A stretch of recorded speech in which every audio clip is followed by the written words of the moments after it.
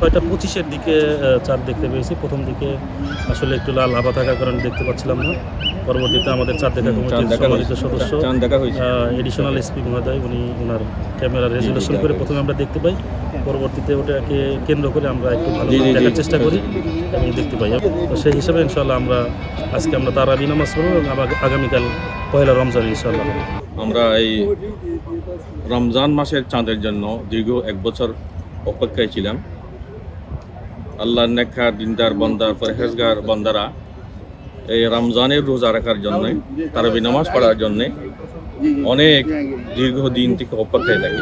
আলহামদুলিল্লাহ আজকে আমরা কক্সবাজার জেলায় বিচে আমরা ওই চাঁদ দেখতে পেয়েছি। সেজন্য আমরা আল্লাহর কাছে শুকরিয়া আদায় করছি। এই রমজান মাস হচ্ছে হুজুর আকরাম সাল্লাল্লাহু আলাইহি ওয়াসাল্লাম ইরশাদ করেন, ইয়া আইয়ুহান নাস ক্বাদ আযাল্লাকুম শাহরুন আযীম শাহরুন মুবারাকুন শাহরুন ফীহি লাইলাতুন খায়রুম মিন আলফি শাহর।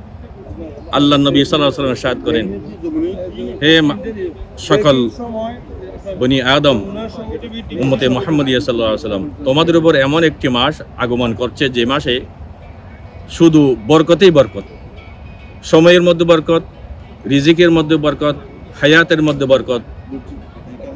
এবং আল্লাহর পাক নবী সাল্লাল্লাহু আলাইহি ওয়াসাল্লাম তিনি বলেন, তোমাদের উপর রমজানের রোজা ফরজ করা হয়েছে এবং রাত্রে তারাবির নামাজ সুন্নত হিসাবে উম্মতে মুহাম্মদিয়া সাল্লাল্লাহু আলাইহি ওয়াসাল্লামকে এই নিয়ামত দান করা হয়েছে। সেজন্য হাদিসের মধ্যে আছে, যারা আল্লাহকে সন্তুষ্টি করার জন্যে রোজা রাখবে, তারাবির নামাজ পড়বে, তাদের বিগত জীবনের সমস্ত গুনাহতা আল্লাহ মাফ করে দিবেন। সেই হিসেবে আমরা রমজানের প্রস্তুতি গ্রহণ করব। আজকে থেকে তারাবির নামাজ পড়ব। আল্লাহ তাআলা আমাদের সবাইকে আমল করার তৌফিক দান করুন।